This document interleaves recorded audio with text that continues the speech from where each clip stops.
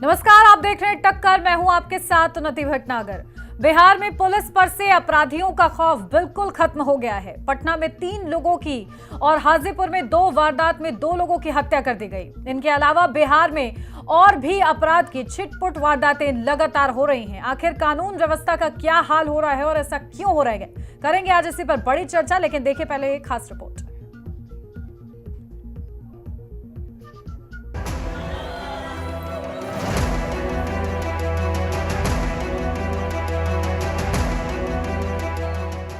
पटना के फतुहा के सुरगा गांव में आपसी विवाद और वर्चस्व को लेकर 2 गुटों में जमकर मारपीट हुई, जो गोलीबारी तक पहुंच गई।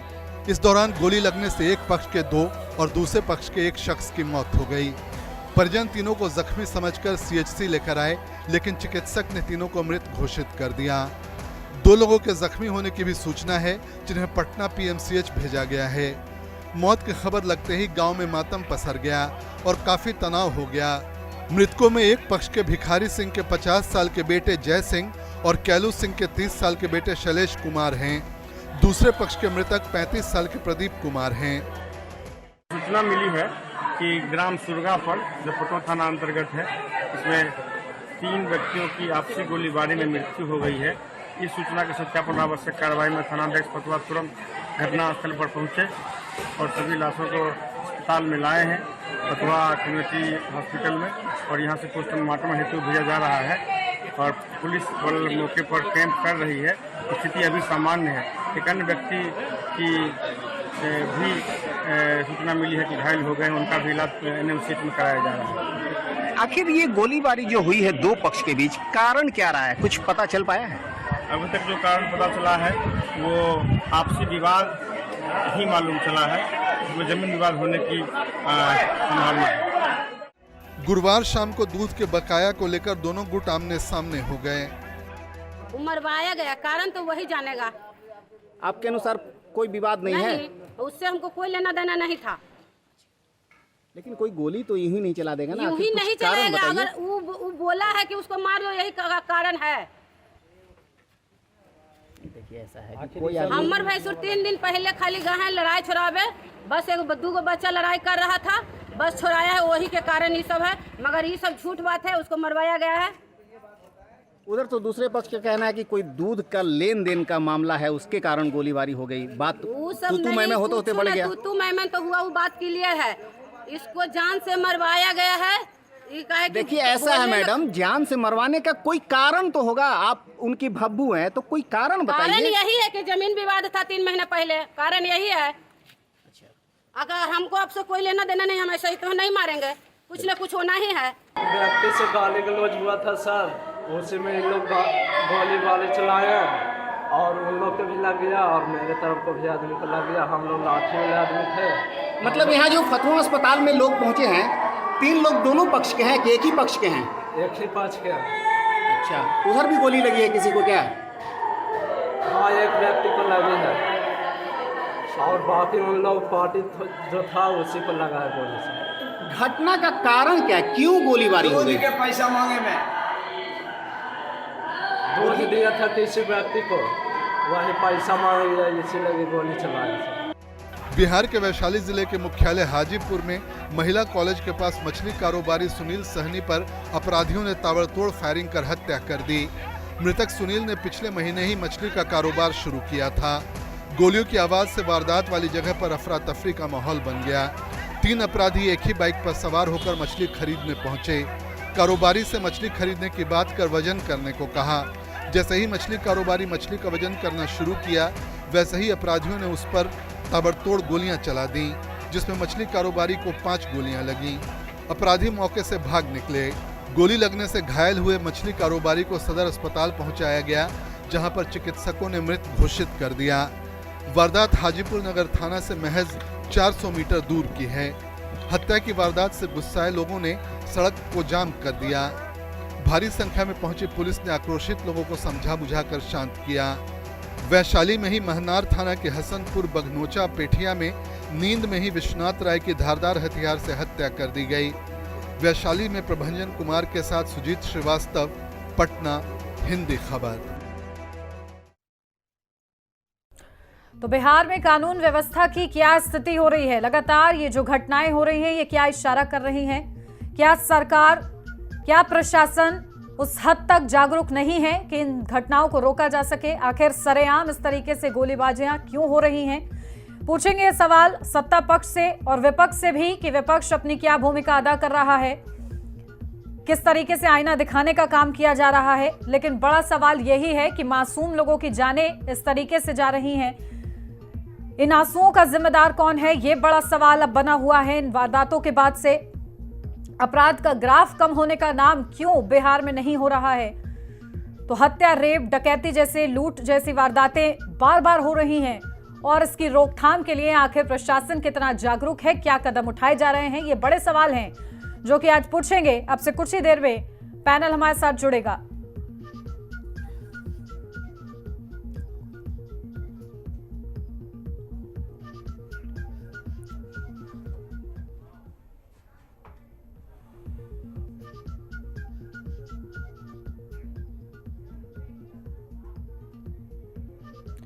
तो चलिए चर्चा की शुरुआत करते हैं। हमारे साथ वीके सिंह, पूर्व आईपीएस अधिकारी हमारे साथ जुड़ गए हैं। वीके जी, आपका बहुत स्वागत खास चर्चा में जुड़ने के लिए। और देखिए, सीधा सा सवाल कि आखिर बिहार में जो ये वारदातें हो रही हैं, इन आंसुओं का जिम्मेदार आखिर कौन है? ये कानून व्यवस्था का क्या हाल हो रहा है? देखिए, अभी हमने देखा कि कुछ क्राइम हुआ है, लेकिन ऐसा नहीं कि बहुत अलार्मिंग है। आवाज आ रही है मेरी? जी जी। ये बहुत अलार्मिंग नहीं है। इसको वैसे इशू बनाने वाला कुछ नहीं है। अभी भी अगर आप क्राइम देखिए तो स्टैटिस्टिक्स बताता है कि क्राइम रेट उत्तर प्रदेश का बहुत ज्यादा है, फॉलोड बाय केरला। ठीक है, तो ऐसा कोई सिचुएशन बिहार में नहीं बना है, पैनिक वाला सिचुएशन नहीं है। जी जी। तो वो कौन सी स्थिति होगी जब पैनिक वाला सिचुएशन होगा? क्योंकि लोगों की जान जा रही है, सरेआम गोलियां चलाई जा रही हैं। देखिए, क्राइम तो हर जगह होता है। हाँ, क्राइम यही नहीं, मतलब कि हिंदुस्तान में भी बहुत सारे जो राज्य हैं, हर जगह क्राइम होता है। हिंदुस्तान से बाहर भी क्राइम हो रहा है। क्राइम तो होगा, जीरो क्राइम तो होना सोसाइटी में मुश्किल है। लेकिन ऐसा भी बिहार में नहीं है कि बहुत ज्यादा पैनिक वाली स्थिति है। छोटा मोटा क्राइम होते रहता है। बाकी ये जरूर है कि जो पुलिस होती है, पुलिस की ये जिम्मेवारी है कि क्राइम को जितना कम कर सके उसको करे। पुलिस का प्रेजेंस होना चाहिए और इन्वेस्टिगेशन भी अच्छा होना चाहिए। बाकी जहां तक मर्डर केसेस की बात है तो मोस्टली मतलब दो ही कैटेगरी में मर्डर केस रखा जाता है। एक होता है सडन प्रोवोकेशन, एक होता है प्रीमेडिटेटेड। तो जो सडन प्रोवोकेशन है उसमें पुलिस की रिस्पॉन्सिबिलिटी जो है वो बहुत ज्यादा नहीं होती है, क्योंकि दो आदमी बात कर रहे हैं और बात करते करते कुछ इस तरह का बना कि एक आदमी दूसरे को मार देता है। लेकिन पुलिस का अहम रोल उन केसेस में बनता है जहां की प्रीमेडिटेट, जहां प्लानिंग करके होती है, जहां कोई मुद्दा होता है, जैसे जमीन की लड़ाई है, चल रहा है, बहुत दिनों से चल रहा है, थोड़ा मारपीट हुआ, उसके बाद बात आगे बढ़ी, तो इस तरह के केसेस में पुलिस की निश्चित रूप से बहुत ज्यादा जिम्मेवारी बनती है। तो अब अभी जो बिहार में जो बताया जा रहा है कि कल 5 मर्डर हुआ है, तो उसमें ये देखना होगा कि ये मर्डर किस कैटेगरी का है, ये सडन प्रोवोकेशन का है कि प्रीमेडिटेटेड है। ठीक है, तो लेकिन मेरा यही कहना है कि बिहार में कोई ऐसा अभी स्थिति नहीं बनी है जिससे कि बहुत ज्यादा पैनिक हुआ जाए। मर्डर हर स्टेट का देख लीजिए फिगर उठा के, एनसीआरबी का जो नेशनल क्राइम रिकॉर्ड ब्यूरो का आप देखिए रिपोर्ट, तो बिहार उसमें नीचे है। बिल्कुल, लेकिन देखिए, बावजूद इसके जो घटनाएं बढ़ रही हैं, जरूरी है कि एहतियात रखते हुए कदम उठाए जाएं। प्रशासन इसको लेकर जागरूक रहे, पूरी तरीके से एक्टिव रहे, ताकि जितना हो सके क्राइम रेट को कंट्रोल तो किया ही जा सकता है। हाथ पर हाथ रख के ना प्रशासन बैठा रहे, ये सबसे ज्यादा जरूरी है। लेकिन ये जो 2 घटनाएं हुई हैं, इसका थोड़ा सा जिक्र मैं करना चाहूंगी।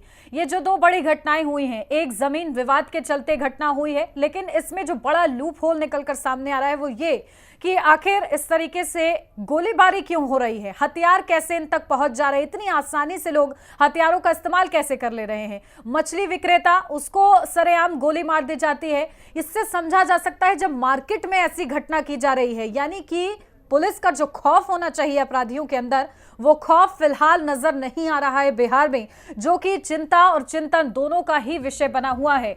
और आज इसी पर हम लोग चर्चा कर रहे हैं कि आखिर बिहार की शांति के लिए क्या कदम उठाए जा रहे हैं, ऐसे अपराधों को और अपराधियों को रोकने के लिए क्या कदम उठाए जा रहे हैं, ये सबसे ज्यादा जरूरी है। लगातार वीके सिंह जी हमारे साथ बने हुए हैं, सीधा उन्हीं का रुख करते हैं।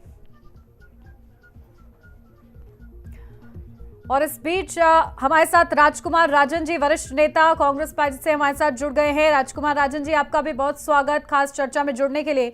वीके जी, आती हूँ आपके पास। राजकुमार राजन जी, कौन जिम्मेदार है इन घटनाओं का? बिहार में लगातार अपराधी जो है बेखौफ होते जा रहे हैं। बिहार में अपराधी का गतिविधि बढ़ता है, लेकिन इसका ये मतलब नहीं है शासन और प्रशासन के लोग जागरूक नहीं है। ये मानसिकता यहाँ पर थोड़ा अपराधी मानसिकता लोगों के बीच में है।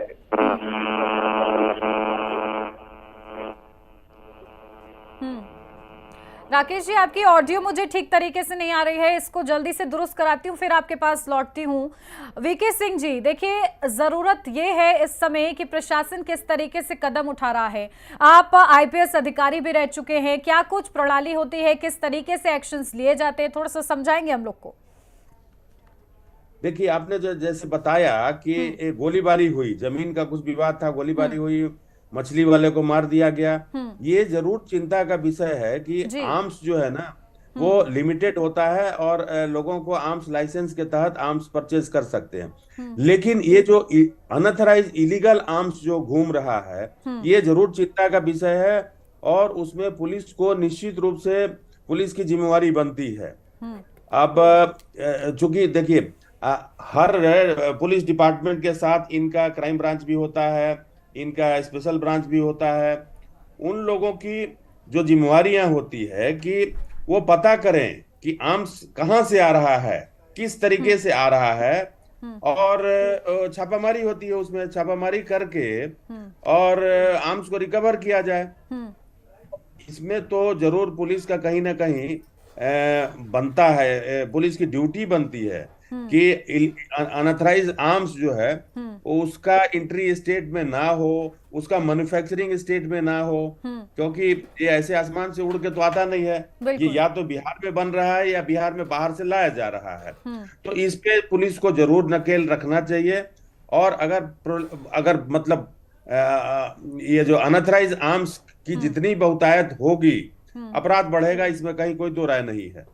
जमीन वाला जो आपने कहा, तो उसमें हमने बताया कि जमीन में शुरुआती दौर में ही पुलिस को बहुत पावर है, पुलिस को जो प्रिवेंटिव एक्शन का बहुत पावर है।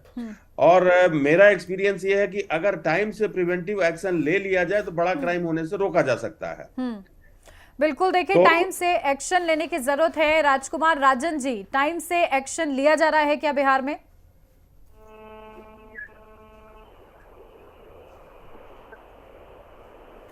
मेरी आवाज मिल रही है राजकुमार जी आपको?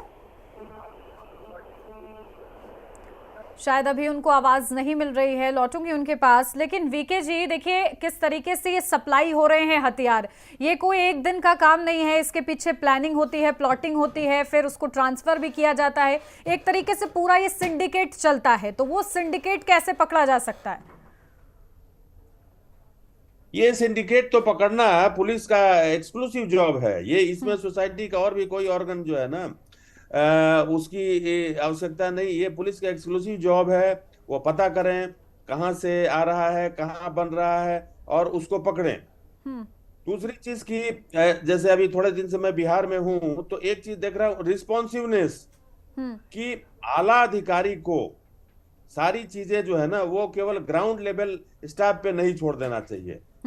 किसी भी मतलब पुलिस फोर्स में जो स्टेशन हाउस ऑफिसर होता है, थाना इंचार्ज, उसका बहुत रोल अहम होता है, लेकिन उसके ऊपर के जो रोल हैं वो भी अगर प्रोएक्टिवली अपने आप को इन्वॉल्व नहीं करते हैं तो पुलिसिंग में कहीं ना कहीं खामी आती है। तो ये जरूर हमने रियलाइज किया कि जो सीनियर फॉर्मेशन है पुलिस का, डीएसपी हैं, एएसपी हैं, एसपीज हैं, ठीक है, ये ग्राउंड लेवल तक के ऑफिसर आते हैं। जो आईजी और उसके ऊपर के हैं वो तो खैर हेडक्वार्टर में बैठते हैं, पॉलिसी मेकिंग में रहते हैं, लेकिन एसपी एंड बिलो इनको काफी प्रोएक्टिव होने की जरूरत है। और ये काफी शिकायतें आती है कि जो सीनियर ऑफिसर वो फोन ही नहीं उठाते हैं, जनता का फोन नहीं उठाते हैं, रिस्पांस नहीं होता है। तो इन सब चीजों में सुधार की जरूरत है। ऐसा नहीं है कि बिहार पुलिस परफेक्ट है, अच्छा है, मतलब काम करती है, ऐसा नहीं है कि नहीं करती है, लेकिन काफी उसमें चेंजेस की जरूरत है। और सबसे अधिक जो जरूरत है वो है रिस्पॉन्स की। अगर फोन चला गया एसपी साहब को तो ये ना कहें कि आप एसएचओ से बात कर लीजिए, आप फलाने से बात कर लीजिए, you are in line with the department, आप खुद उस चीज को जो है आप पास ऑन करिए। अगर मान लीजिए कि कोई पब्लिक आदमी है, सपोज उसको एसपी साहब का नंबर मिल गया, फोन कर दिया, तो अब वो ये टाले नहीं कि फलाने को कर लीजिए, चिलाने को कर लीजिए। You are part of that, you are heading that department, आप खुद कंट्रोल रूम को करिए, आप वो नंबर किसी अपने आदमी को दीजिए, उसको टाई अप करे और जो व्यक्ति जो पब्लिक आदमी है उसकी समस्या का समाधान करे। बिल्कुल। और देखिए इस जो ये मामले सामने आ रहे हैं इसमें यूथ का भी इन्वॉल्वमेंट कहीं ना कहीं बढ़ता जा रहा है, तो इसके लिए जरूरी है कि समय समय पर जागरूक अभियान भी चलाए जाएं। जी, हम लोग जैसे दिल्ली पुलिस में बहुत सारा प्रोग्राम है जो कि हम लोग यूथ को नजर में रखते हुए करते रहे हैं। और कुछ प्रोग्राम्स जैसे जो इनिशियली क्राइम में इन्वॉल्व हुए, जैसे कि गलती से या संगति से एक क्राइम कर दिया, बडिंग क्रिमिनल जिसको बोलते हैं, तो उस पे भी पुलिस का ध्यान रहना चाहिए। जो सिंगल क्राइम किया है उसको ये मौका नहीं मिले, उसको भी पुलिस संज्ञान में रखे, थाने लेवल पर लिस्ट बनाए कितने लोग ऐसे हैं और उन पे थोड़ा नजर रखा जाए, उनसे बातचीत किया जाए। अब जैसे हमारे दिल्ली पुलिस में हमने देखा कि स्किल डेवलपमेंट का पुलिस जो है वो स्किल डेवलपमेंट का काम करवाती है। हमारे थानों में यहाँ पर खुला हुआ है स्किल डेवलपमेंट सेंटर, ठीक है, उसको मैनेज करता है कोई एनजीओ, पुलिस नहीं करती है, पुलिस जगह देती है, पुलिस उसको हेल्प करती है। लेकिन इस तरह के जो लोग हैं, जो फर्स्ट टाइमर है, बडिंग क्रिमिनल्स हैं, जो लड़के जिनके पास कोई काम नहीं है, घूमते रहते हैं, उस तरह के लोगों पर तो ये सब एक्टिविटी से एक चेक हो जाता है। तो बिहार में भी पुलिस को चाहिए, हालांकि एक दो फैक्टर ऐसा है कि जैसे पॉपुलेशन, अब बिहार का पॉपुलेशन, बेरोजगारी, अब ये सब चीजें जो है सब मिलजुल के पुलिस का काम बहुत ज्यादा टफ कर देती है। इन तमाम चीजों का कंट्रीब्यूशन है, मैं मानती हूँ कि कहीं ना कहीं क्राइम रेट बढ़ रहा है, कंट्रीब्यूशन है, लेकिन प्रशासन की जो जिम्मेदारी है वो किस तरीके से अदा की जा रही है? राजकुमार राजन जी, ये वारदात लगातार बढ़ती जा रही है, प्रशासन क्या कर रहा है? प्रशासन अपने स्तर से बहुत चुस्त और दुरुस्त है। जब से नीतीश बाबू की शासन है, खास करके महागठबंधन का, कहीं कोई प्रॉब्लम नहीं। पहले जो बोल रहे थे कि हाँ एक बेरोजगारी है, रोजगार नहीं मुहैया है, इसके वजह से भी कहीं न कहीं भौतिकवादी युग में कुछ क्राइम हो जाते हैं, लेकिन शासन अपने स्तर से बहुत हद तक कंट्रोल करने का कोशिश प्रयास किया है। अगर देश स्तर पर देखने का काम करेंगे आंकड़ा के आधार पर, तो बिहार नीचे स्तर है। सवाल है कि बढ़ना, लेकिन ये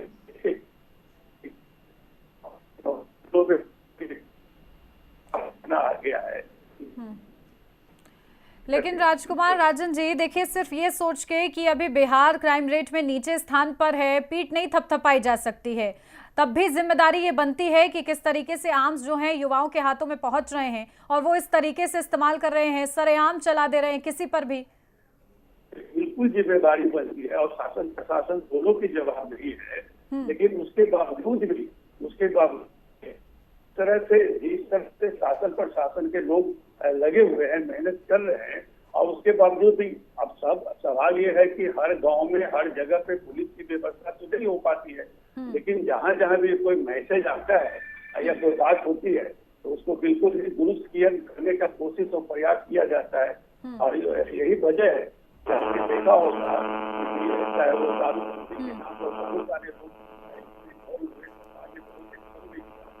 ठीक है राजकुमार, राजन जी आपके पास लौटती हूँ। आपकी ऑडियो थोड़ी दुरुस्त नहीं है, इसको जल्द ही ठीक करवाते हैं।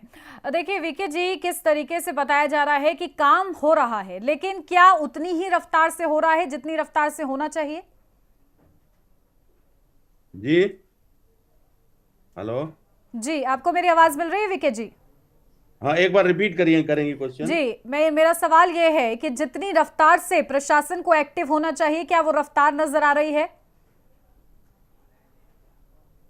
देखिए, रफ्तार जरूरत तो है, सुधार की जरूरत है, इसमें कहीं दो राय नहीं है। मैं सहमत हूं कि पुलिस फोर्स को अपना रफ्तार बढ़ाने की जरूरत है, उसमें और सुधार लाने की, उसके कार्य प्रणाली में सुधार लाने की जरूरत है। और सरकार की भी जिम्मेवारी है कि वहाँ जो रेशियो है पुलिसिंग का, पुलिस फोर्स का पर लाख पुलिसमैन जो है वो हमारे अंदाज से बिहार में लोएस्ट है।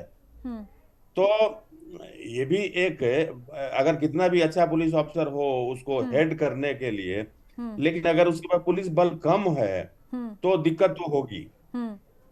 तो पुलिस फोर्स भी बिहार में बढ़ाने की जरूरत है, लेकिन ये डिसीजन जो है ये सरकार के लेवल का है, उसको थोड़ा सा देखे, विचार करे, क्योंकि इनएडिक्वेट पुलिस फोर्स है बिहार में, इसमें कहीं कोई दो राय नहीं है।